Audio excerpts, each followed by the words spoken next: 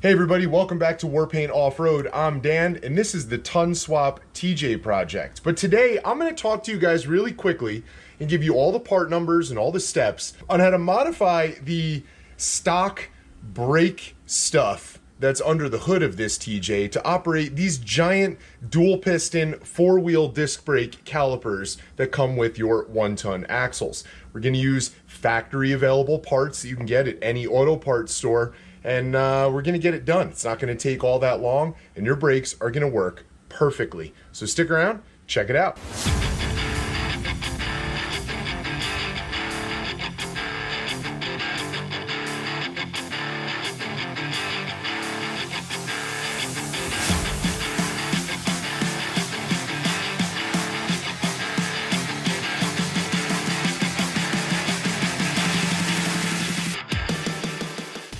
Now guys, before we get too far into this, let's just remember that this TJ had JK axles under it with JK brakes. The JK brakes are much larger than the brakes that came factory on a TJ, and it was able to do it. The pedal was a little bit softer, but they still worked really, really well.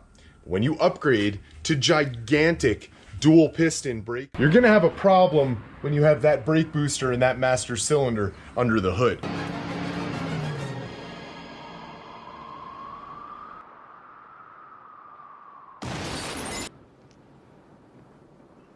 He might be okay. Well,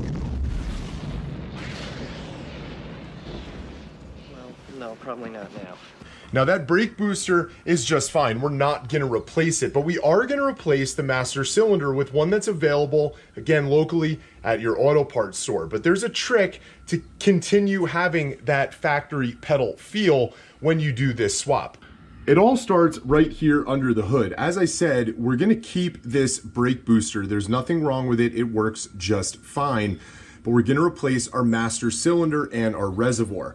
There are two lines that we need to disconnect from this master cylinder, so it is gonna drip some brake fluid. Make sure you have some towels. And then you're gonna take this bolt off here. There's one more on the other side, and this will slide out. Once that's done, we can start figuring out how to put it all back together with the new part. Anytime you're dealing with brake lines, it's always good to use a line wrench. You can find those online or at your local auto parts store.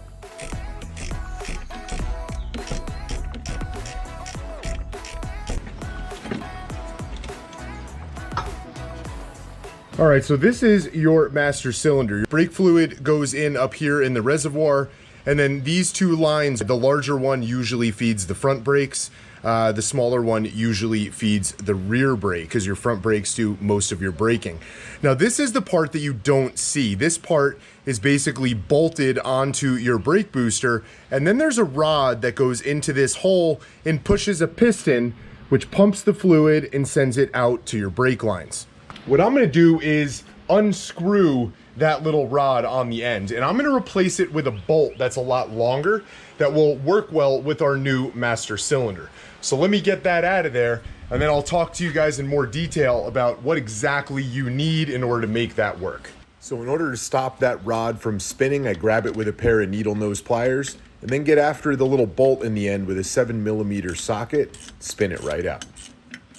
And this is the piece that I just removed from that rod inside of the brake booster. You can see it's a real fine thread here, and it was threaded in about halfway if you look at the amount of threads that are on this. Well, we're gonna replace this with a bolt that you're able to get at Home Depot. It's a 1/4 inch by 28, which is the thread pitch, and this one is 2 inches long. Now this bolt is the same thread pitch, but you can see how much longer it is there, and it's going to give us that extended reach into a master cylinder, which is slightly different. We'll get to that one in just a minute.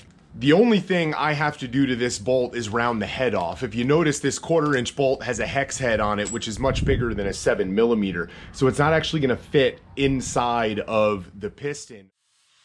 Really important here to make sure you grind it down and get rid of all those sharp edges so that we're not, over time, wearing away at the inside of that master cylinder. With that piece back in, it's now time to talk about our master cylinders. So obviously this is the original, this is the replacement. You can see it has a much larger reservoir on it to hold more fluid, which is good because it's gonna work larger brakes. Now we've already talked about this one, and the cool thing about this one is it has the ports on the same side. So the way the factory brake lines were routed to enter on the driver's side of this master cylinder, it'll do the same thing here, and the threads still match, so you don't even have to change out any of those fittings. The difference is going to be on the business end of this, right? So you can see here that rod that we just modified would have gone into this and would have pushed in this piston, and it's going to do the same thing here, but it's designed a little bit differently. It's because this master cylinder is out of a 2000 model year Ram 3500 van. The van portion of that is extremely important because if you get it for a Ram 2500 or 3500 pickup truck, it's going to be a different style, right? Those vans don't have as much room under the hood, so it's a little bit more compact and it's a little bit different. They also have different tow ratings and things like that. So their brakes are just a little bit different than the van style master cylinder. At this point, carefully line everything up and reinstall your master cylinder.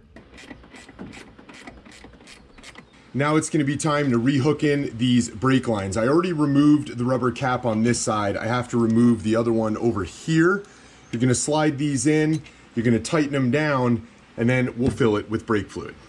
And guys, that's all there is to it, right? Using that brake master cylinder to push a lot more fluid toward these bigger brakes will get the job done. The factory booster, if it's in good condition, is just fine. You'll have a similar to factory pedal feel now that we've extended that push rod a little bit that pushes on that master cylinder. Anyway, guys, I hope you enjoyed this video. I hope it helps you with your TJ ton swap or your big brake setup on your TJ, because this is a real easy way to do it and get those brakes working perfectly fine. Anyway, guys, get out there, build something.